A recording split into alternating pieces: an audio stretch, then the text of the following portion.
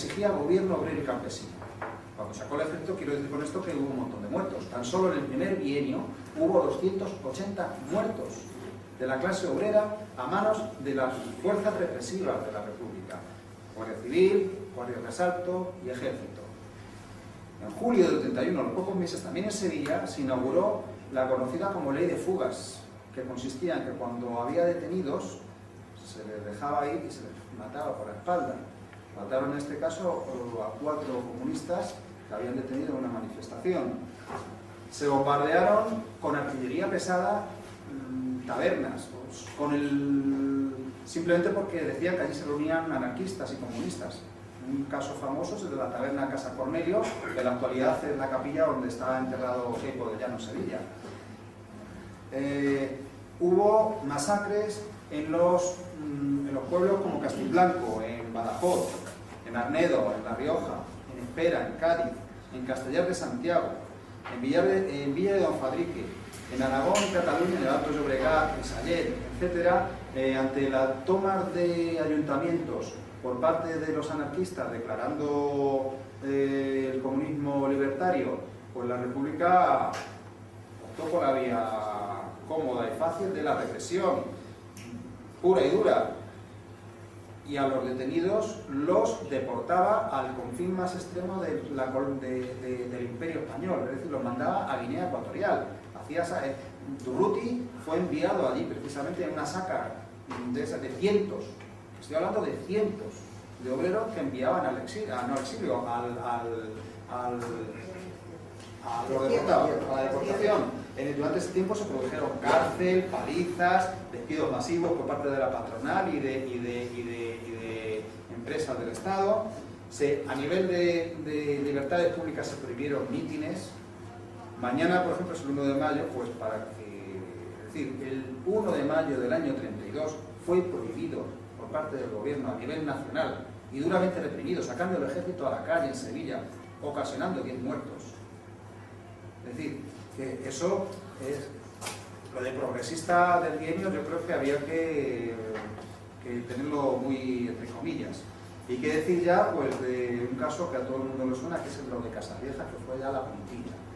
Fue la puntilla hasta cubrió de ignominia y de prestigio tal al gobierno de la República que bueno, tuvieron que cambiar el nombre del pueblo. Hoy en día se conoce, el pueblo se llama Benalú, porque es que fue una vergüenza nacional, hasta el extremo de tener que cambiar el nombre del pueblo. A todo esto, las clases aristocráticas y burguesas monopolistas se dedicaron sistemáticamente a boicotear, a sabotear todas las acciones que llevaba el gobierno de la República en sus reformas, declarando paros patronales, lockout, despidos masivos, no acataron las disposiciones salariales que decretaba la República, organizaron la fuga de divisas descarada. Y hay que comentar que frente a todos estos hechos que hacía la clase poseedora por los gobiernos de la República, ahí sí la represión se notó por su ausencia. Esta situación creó una frustración en la clase obrera de tal calibre que posibilitó la subida al poder de las derechas y de la clase restauracionista, es decir, los monárquicos y la derecha aristocrática, etcétera, etcétera. Es lo que se inaugura lo que se conoce como el bienio negro. Se dedicaron sistemáticamente, eran formados fundamentalmente con el Partido Radical de Lerroux, que había participado en el bienio progresista, y la CEDA, la Confederación Española de Derechas Autónomas. Se dedicaron sistemáticamente a echar marcha atrás lo poquito que habían hecho los otros burgueses reformistas, es decir, llegaron incluso a rizar el rizo haciendo una ley que se llamaba Reforma de la Reforma Agraria, que no tenía más sentido que el de devolver a sus antiguos dueños las poquitas tierras que habían conseguido esas 2.500 familias. El ambiente político se mascaba, es decir, era muy crispado. En el año 34, a nivel internacional, es cuando accede Hitler al poder. En Italia, Mussolini campaba por sus respetos. En Austria, la pérdida del gobierno por parte del Partido Socialista ocasionó que la derecha se envalentonara y ocasionara masacres dentro de en las represiones a la clase obrera. A nivel interno del país es cuando surge la Falange, que se dedicó sistemáticamente a hostigar a las organizaciones obreras, a las sedes de los partidos, mítines, etc. Y además tenemos que en agosto del 34 es cuando acceden al gobierno 3 ministros de la CEDA, con Gil Robles a la cabeza, que por esa fecha se le llamaba aquí el Mussolini español. Es decir, la clase obrera veía que el fascismo se les venía encima. Con lo cual declararon la huelga general, que hay que decir que tuvo éxito en las grandes ciudades, en Madrid, Barcelona, Sevilla, Bilbao, Ferrol, Zaragoza, Valencia. Tuvo carácter de insurrección fundamentalmente en Bilbao y en Madrid. Dieron alrededor, mataron a alrededor de 400 personas tan solo en Madrid y Bilbao. En Asturias, como los mineros en la cuenca minera poseían dinamita que les posibilitó asaltar cuarteles de la Guardia Civil, hacerse con armamento, fusilería, etc.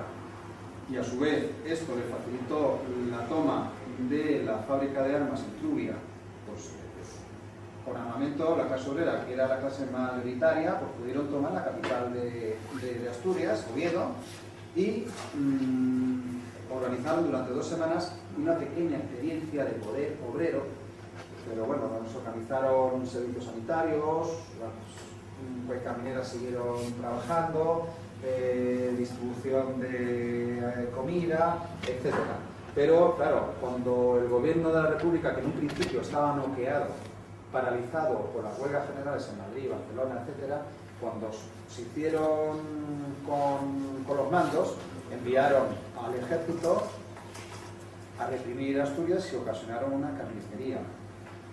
En Asturias se produjeron alrededor de 1.400 muertos, miles y miles de heridos.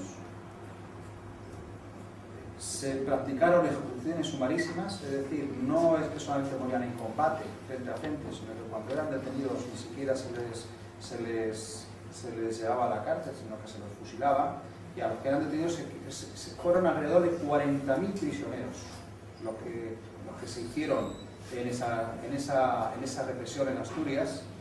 Muchos de ellos fueron condenados a muerte, aplicándoles la ley de la defensa de la República, que esa pena de muerte fue conmutada por miedo del gobierno a las posibles reacciones que podrían traer. Estos gobiernos de derechas se sumieron también en la impopularidad porque la corrupción campaba por sus respetos. La palabra extraperlo viene precisamente de ese periodo, con lo que el desprestigio fue tal que tuvieron que convocar elecciones y se preparó las izquierdas y los partidos republicanos del primer bienio organizaron lo que se conoce como Frente Popular y el Frente Nacional por parte de la derecha. Este Frente Popular hay que inaugurar otro periodo histórico dentro de la República. En este Frente Popular se volvió a cometer los mismos errores que en el 31. Las organizaciones obreras hicieron dejación en todos los aspectos. Primero, la configuración de las listas electorales, como eran únicas, prioritaron, favorecieron a todas las organizaciones republicanas. Es decir, la clase obrera, las organizaciones obreras eran las que ponían la carne en el asador, eran las que ponían los mayores números de votos, que provenían de las clases populares. Pero la burguesía republicana, por ejemplo, Izquierda Republicana tenía 10 diputados, nada más. Sin embargo, figuraban en la cabeza de las listas. Y no solamente la configuración de las listas, sino en las concesiones que se hicieron para elaborar el programa del Frente Popular, fue una dejación absoluta por parte de las organizaciones obreras. Fue otra traición más. El programa consiste en 4 páginas, nada más, y lo único que unificaba era las ansias de amnistía. Es decir, lo único que unificó y que fomentó el entusiasmo en las masas fue la necesidad de una amnistía. El primer punto del programa del Frente Popular era la amnistía de los represaliados de octubre del 34. Pero luego, en lo que era el programa en sí, en el punto 3 decía, se declara en todo su vigor el principio de autoridad. Es decir, volvíamos a lo mismo, la autoridad era la autoridad burguesa, es decir, más de lo mismo.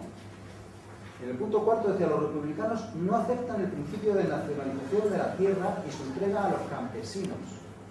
Es decir, lo decían textual, no es una interpretación mía. En el punto 6 decían, no aceptan los partidos republicanos las medidas de nacionalización de la banca. La república que conciben los partidos republicanos no es una república dirigida por motivos sociales o económicos de clases. Es decir, tenían muy clarito a la clase a la que iban a volver a defender el gobierno del Frente Popular en caso de que ganara. Hay que decir también de que Azaña, por ejemplo, que era un tipo súper astuto, ya antes de ganar, viendo lo que se le venía encima, sentía tal pánico, porque ellos lo que querían, los republicanos reformistas, lo que querían era no ganar, lo que querían era perder, pero con una amplia representación para que la derecha en el poder les tuviera en cuenta a la hora de hacer las reformas o las contrarreformas. No querían ganar porque sabían que iban a ser incapaces de controlar a las masas. Entonces, Azaña decía que tenía pánico de ganar. Unas declaraciones en un mitin una semana antes del triunfo del Frente Popular. Aún así, todo el Frente Popular triunfa. Los representantes que provenían de las organizaciones obreras, es decir, del PSOE, del PCE, de UGT, del Partido Sindicalista, del POU, eran mayoría en el Parlamento. Aún así y todo, volvieron a hacer dejación de sus obligaciones históricas en favor de la burguesía republicana. Le concedieron la presidencia de la República, le concedieron la presidencia del gobierno, la mayoría de los ministros, la inmensa mayoría de los cargos públicos, de los altos cargos públicos, directores generales, gobernadores civiles, etcétera, etcétera. Es decir, todo para aparentar de que no eran muy radicales, no querían ser extremistas a la hora de llevar adelante un programa de izquierdas. La gente estaba enfervorecida, se sentía dueña de la situación. Las masas, el pueblo quería libertad, quería prosperidad y se lanzaron otra vez a la conquista de las tierras. Y aún así todo el gobierno volvió a reprimir, hizo un intento de represión. En Yeste organizaron en Yeste, Albacete, organizaron una carnicería cuando se tomaron las tierras. No obstante, en los 2 primeros meses después del triunfo del Frente Popular, 60.000 campesinos en Andalucía tomaron 3.000 fincas y demostraron con los hechos de que se podía hacer, de que no había que esperar a que los gobernantes organizaran eso ordenadamente para, al final, no dar tierra a los campesinos. Las clases poseedoras, al ver que, es decir, la clase burguesa reaccionaria, al ver que el gobierno del Frente Popular era incapaz, se demostraba incapaz de contener a las masas, pues empezó a haber Estado, además de una forma descarada. Es decir, era vox populi, todo el mundo sabía que estaba por venir el golpe de Estado. Las organizaciones obreras empezaron a autoorganizarse, a organizar la autodefensa. La organización, la UNRWA, la Unión de Militares Republicanos, le puso al presidente del gobierno, a Casares Quiroga, en su mesa todos los datos con fechas, nombres, lugares, de dónde, cómo se estaba organizando el golpe de Estado, ante lo cual, en una muestra más de cretinismo político, el presidente del gobierno dijo, no, eso que están ustedes diciendo es mentira. Eso lo dicen ustedes nada más que para que destituyamos a la cúpula militar y así ustedes poder seguir trepando en el escalafón militar. Es decir, era un cretinismo bestial, lo que demostró la burguesía en esa época. El 17 de julio ya, de los hechos consumados del alzamiento militar, la gente pedía armas para defender la legalidad republicana. Pero claro, volvieron el gobierno y la cúpula del poder volvió a demostrar su carácter de clase. y en realidad lo que tenían era más miedo a la clase obrera en armas que al fascismo.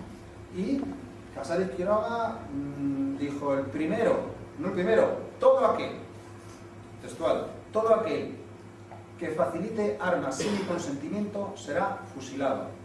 Ante eso, pues claro, las masas por las calles, fundamentalmente de Madrid, gritaban traición, porque serían inermes frente al golpe de Estado. Y lo que hay que decir es que no fue una traición. Los burgueses no traicionaron. Sabían perfectamente lo que defendían. No traicionaron a nadie. Desde el año 30, Azaña, en un mitin impresionante en la Plaza de Toros de las Ventas, ya, es decir, un año antes del advenimiento de la República, ahí en ese mitin intervinieron todas las organizaciones republicanas firmantes del Pacto de San Sebastián. Ahí Azaña ya dijo, concretamente, sin cortarse un pelo, de que los republicanos mantendremos el programa de una república burguesa y parlamentaria, tan radical como los republicanos radicales podamos conseguir que sea. Es decir, su carácter de clase lo tenían muy definido. Entonces, ellos no eran traidores. En todo caso, lo que sí eran enemigos. Lo que sí eran traidores eran las organizaciones obreras que dejaron y consintieron que esa situación se diera. Además, con antecedentes desde el año 31, es decir, que es que no les pilló de nuevas. Ya sabían de qué pie cojeaban la derecha reformista, la burguesía reformista. El desarrollo de la guerra, no me voy a extender en aras de la brevedad. Lo que sí que decir que, por ejemplo, Azaña se opuso continuamente a la participación de los comunistas y de los anarquistas en el gobierno. La burguesía, en términos generales, se quitó del medio y dejó a la clase obrera sola frente a los pies de los caballos del fascismo. Se produjo un vacío de poder, que fue lo que facilitó las colectivizaciones en el campo y en las industrias, en la zona republicana. No voy a comentar los sucesos de mayo en Barcelona, la conversión de las milicias republicanas en ejército regular. En definitiva, y como conclusión, hay que decir que, primero, que la burguesía no engañó a nadie, ya lo comenté antes, que el sentido de las reformas de la burguesía no tenían más que un carácter de tareas pendientes que tenía la burguesía, que tenía la obligación histórica de haber cumplido ya en el siglo XIX. Sin embargo, era una tarea histórica que tenía pendiente. Las reformas, para Azaña, se jactaba de decirlo, tenían el sentido de vacuna. Es decir, las reformas son las vacunas contra la peste negra, a veces decía, para ser más claro, contra la peste roja. Es decir, sabía que por medio de las reformas podía contener esa situación explosiva que la aristocracia había tenido a lo largo del principio del siglo XX. Durante este periodo se demostró que las acciones de los obreros y de los campesinos iban por delante de sus gobernantes, de sus organizaciones y de sus dirigentes. Estas tres categorías actuaron siempre a la retranca, es decir, simplemente adoptaron medidas frente a la política de hechos consumados. Se demostró que la República no fue una forma de gobierno en esa época, demostró que no fue el instrumento adecuado en el avance hacia el socialismo. Que la falta de organización por parte de la clase obrera fue el principal problema, además de una organización con un programa y un carácter revolucionario. Por ejemplo, en lo que aconteció en octubre del 34, en Barcelona, por ejemplo, la CNT desconvocó la huelga general a los 3 días por cuenta de riesgo, hasta el extremo de que grabaron un disco de esos que se grababan antiguamente en cera para emitir la desconvocatoria de la huelga. Por arte de bloque, el ejército se hizo con ese disco y estuvieron durante 2 días, mañana, tarde y noche, retransmitiéndolo desde la Capitanía General del Ejército en Barcelona, la desconvocatoria que había hecho la CNT. Al cabo del tiempo la CNT reconoció que eso había sido un error inmenso y como excusa pusieron de que es que no se habían enterado de qué era lo que estaba pasando en Madrid, Bilbao y Asturias. Es decir, una cosa tan sangrante, es decir, da muestra de hasta dónde llegaba la desorganización dentro de las organizaciones obreras. Hay que tener en cuenta también, creo que será conveniente que evaluemos entre todos el error que supone la asunción del Frente Popular como concepto, es decir, porque no solamente fue un fracaso en España, fue un fracaso en toda Europa, en donde se puso en práctica la idea de que frente al fascismo o contra la represión, las dictaduras, etcétera, etcétera, lo que conviene es hacer un frente común con las organizaciones de la derecha, de los demócratas, de la burguesía, etcétera, etcétera, al final de cuentas, además haciendo dejación de la independencia de clase, en aras de favorecer al compañero de la coalición del Frente Popular, eso ha demostrado con la práctica de que es un fracaso. Por lo tanto, yo considero y mantengo la teoría de que la Segunda República no significa ningún baluarte, no tenemos por qué sentir nostalgia de aquella época, no es un baluarte de la clase obrera, no nos pertenece como clase, al igual que tampoco nos pertenece ni la Revolución Francesa ni los sucesivos intentos de la burguesía liberal en el siglo XIX en este país. Tenemos que, por supuesto, estudiarla, contemplarla, revisarla, porque forma parte del archivo histórico de la clase obrera. Forma parte de ese libro, es decir, de la memoria histórica del movimiento. ¿Y qué es la memoria histórica? Con eso ya entramos en otro aspecto de mi intervención. Yo antes he dicho que era un obrero que estoy por la conjunción entre la práctica teórica con la práctica política. ¿Y qué es la práctica teórica? Es algo que se compone de dos elementos fundamentales, es decir, del estudio y la aplicación de la teoría revolucionaria y del estudio y de la aplicación de la memoria histórica. Y estos dos elementos son los que forman la guía para la acción. Es decir, que si es una guía, es un instrumento, es un medio que está al servicio de un fin. En este caso, los medios sí justifican los fines, o los fines sí justifican los medios. Como es un instrumento, tiene que ser selectiva, tiene que estar al servicio de ese fin. Y cuando digo selectiva, hago hincapié en ello, es decir, porque la verdad histórica es la verdad, no se puede modificar, los hechos son objetivos, pero el juicio que se haga sobre esos hechos es lo que nosotros tenemos que poner al servicio de la idea última o estratégica, que no es ni más ni menos que el socialismo. Hay que tener en cuenta, por eso lo que quiero decir con todo esto es que todas las víctimas de aquella época que lo hicieron supuestamente, según dice la burguesía, que es cierto, porque lo hicieron por la defensa de la legalidad republicana y las que lo hicieron después por la defensa de las libertades públicas contra el franquismo, para traer la democracia, etcétera, etcétera, lo que les movía en el fondo de todo eso era una idea de sociedad más justa, más igualitaria, una sociedad socialista. Eso es lo que nosotros tenemos que seleccionar cuando hacemos memoria histórica. No nos tenemos que confundir con la memoria histórica que nos quieren hacer, con la que nos quieren hacer comulgar hoy en día, limitándola, castrándola y dejándola simplemente en que sigamos intentando que el enemigo de clase reconozca a nuestras víctimas, que las saque del olvido, tan solo por el hecho de que, según dice la burguesía, lucharon para traer aquí las libertades, de que murieron por la defensa de una legalidad republicana. No murieron solo por eso, murieron porque estaban por una idea superior, que era la conquista del socialismo. El capitalismo tiene una facultad, es un organismo vivo, y tiene la facultad de fagocitar, de tragarse absolutamente todo, desde nuestro tiempo de trabajo hasta nuestro ocio, desde nuestras manifestaciones culturales más antisistemas. Es capaz de haber mercantilizado a los cantautores, a la figura a la imagen del Che, la de Mao, cualquier cosa que se le ponga por delante es capaz de asimilarla, mercantilizarla, y también es capaz de tragarse la memoria.